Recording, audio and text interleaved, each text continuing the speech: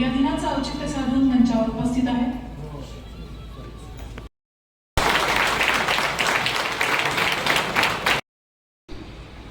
बरेच प्रसंग आले, अनेक फोन आता देखील एक येतात वाळूच्या संदर्भात.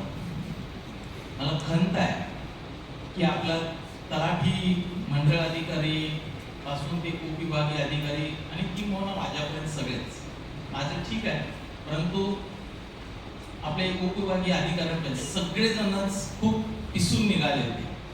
खूपच रोलर कोस्टर आपल्याला झालं आणि कायम आपल्याला जे काय आरोपाच्या पिंजऱ्यामध्ये जे काय उभा केलं जायचं ते मला कधीच सहन झालेलं नाही.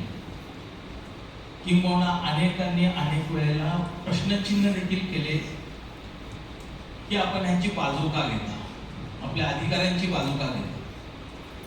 त्याच्या बाबतीत मगाशी अनेकांनी उल्लेख केला.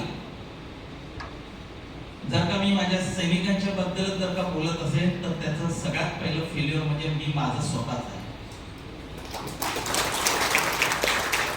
याच भावनेनं सगळी जबाबदारी त्या कुटुंब प्रमुखाची असते आणि त्याने घेणं अपेक्षित असते. कौतुक सगळं स्वतःच आणि बाकीच्या चुका असतील त्या दुसऱ्याच असं नाही चालत. सगळ्याच धनी व्हावं लागतं. चांगल्या गोष्टी, वाईट गोष्टी, परंतु कुठली वाईट गोष्ट जर का असेल तर ती सांभाळून घेण्याची देखील तितकीच जबाबदारी कुटुंब प्रमुखाचीच असते.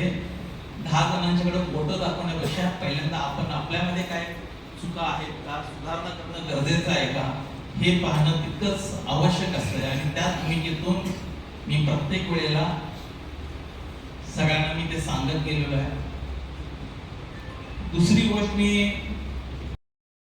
साहेबांच्या स्वागत समारंभाच्या कार्यक्रमाच्या निमित्ताने उपस्थित असलेले माझे सहकारी व जिल्हा परिषदेचे मुख्य कार्यकारी